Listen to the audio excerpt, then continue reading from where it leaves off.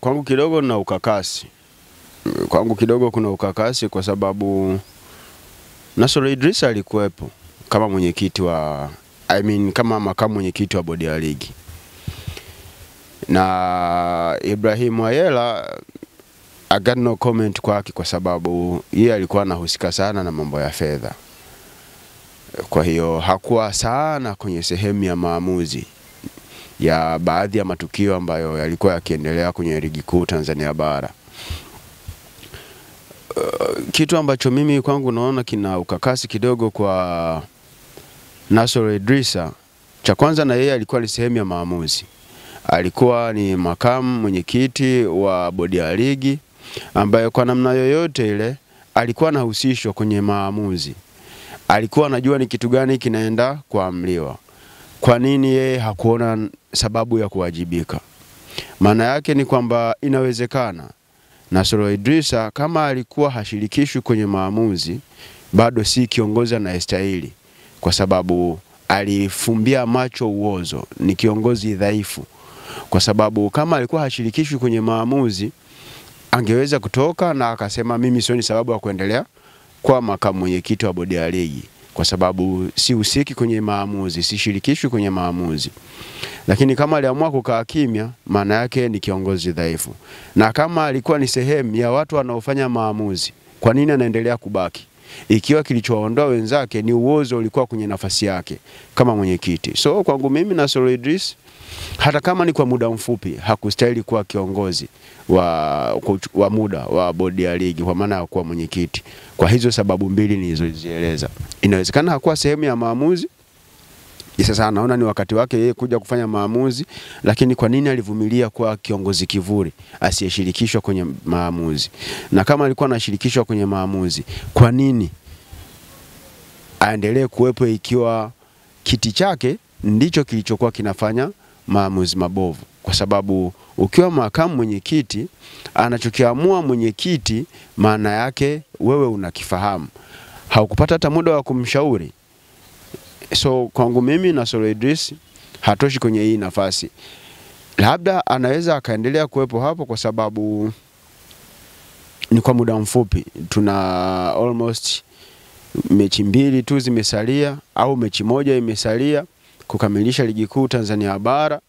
Halafu baada ya hapo I think kulingana na hichi kinachoendelea tutaenda kuwa na uchaguzi mwingine wa kuchagua viongozi wengine. But kwa kuzingatia kwamba Nasoro Idrisa amekuwa ni sehemu ya maamuzi mabovu ya bodi ya ligi, hastahili kuwa kiongozi wa bodi ya ligi naye. Unless otherwise kuna kitu kingine cha ziada ambacho kimejificha nyuma ya hili, ambacho kinaweza kikamfanya aonekane yeye kuwa sahihi kuendelea kuwepo sehemu ile. Lakini pia unaweza ukareflect yeye kama mwenyekiti wa Azam, performance yake hairidhishi. Yani sio kiongozi mwenye mafanikio kwenye kikosi cha Azam. Zinaweza zikatolewa sababu nyingi sana za kumuelezea kwamba kwa nini hakufanikiwa akiwa na Azam, lakini alipaswa kuonyesha ile role of responsibility. Kama vitu haviendi, kaa pembeni ili kunusuru baadhi ya mambo. So kwangu mimi Nasoro Idrisa father hatoshi. Kwangu mimi baada ya haya yote yanayoendelea kwenye mpira wa Tanzania, I wish kupata fikra mpya kabisa, kwa sababu fikra zilizopo ndizo zilizotufikisha mahali hapa. So tunahitaji fresh thoughts ambazo zitakuja kutusaidia kumove kutoka hapa tulipo kwenda sehemu nyingine. Waliopo au tuliowaamini hawatoshi. That's why tunakuwa tuna struggle kila siku, tuko eneo lile lile, kitu ambacho kwangu mimi naona tunapaswa kubadilisha watu ili tuone kama tunaweza tukapiga hatua. Ikishindikana next time tutawaambia na ninyi tuliowaamini mmekuwa watu wale wale, kaeni pembeni mpaka tutakapopata watu wasafi. Mzee Tenga si ni Mtanzania, si alifanya vizuri? So Watanzania wanaweza kufanya vizuri wapo. Kwanza nianze kwa Shija. Shija yeye anajua anachokifanya kwa sababu amewahi kushiriki kwenye hili sakata la uchaguzi. Kwa hiyo anajua ni kitu gani anachokifanya. Anaamini kabisa yeye endorsement zipo, kwa sababu alikuwa anajua ni kitu gani na kitu gani anapaswa kukifanya kabla ya kwenda kuchukua hizo form. Haimaanishi kwamba kwa sababu Mustafa Himba amekosa endorsement, basi kila mtu atakuwa nakosa. Kuna watu walikuwa wamejiandaa vizuri kuliko Mustafa Himba, watazipata hizo endorsement. Mtu kama Ali Mayai so far hujasikia kelele yoyote ile.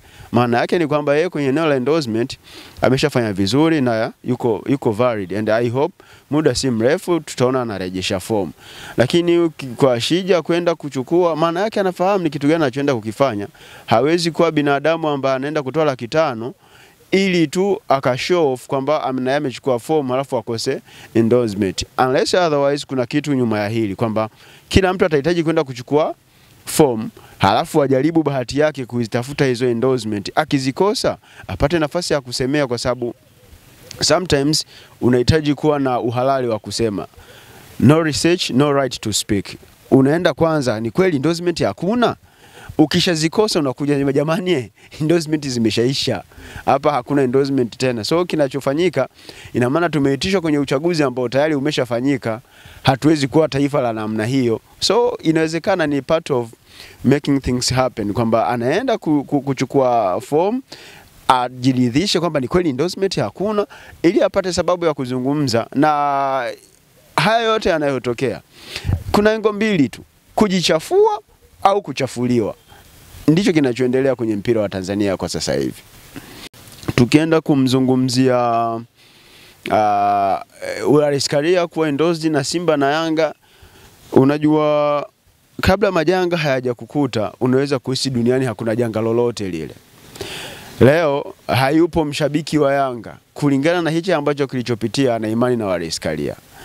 Na hata kama Engineer Hersi atakuwa amechanganyikiwa kiasi gani, hawezi kutoka sasa hivi anasema Yanga inasimama na Wallace Karia. I'm confident hawezi kutoka na kusema hicho kitu kulingana na aliyotokea. Lakini kwa nini by that time walitoka na kumuendorse?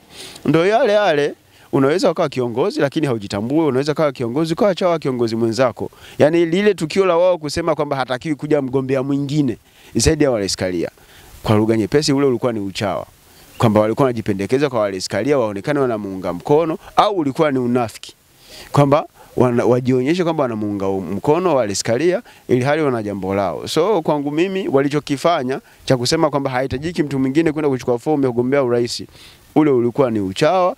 Na mimi kabisa siku ile nilisema hakuna taifa la namna hiyo, kwamba kiti cha TFF asipatikane mwingine wa kwenda kuchukua fomu ya kugombea urais. Hatuwezi kuwa na mpira wa aina hiyo.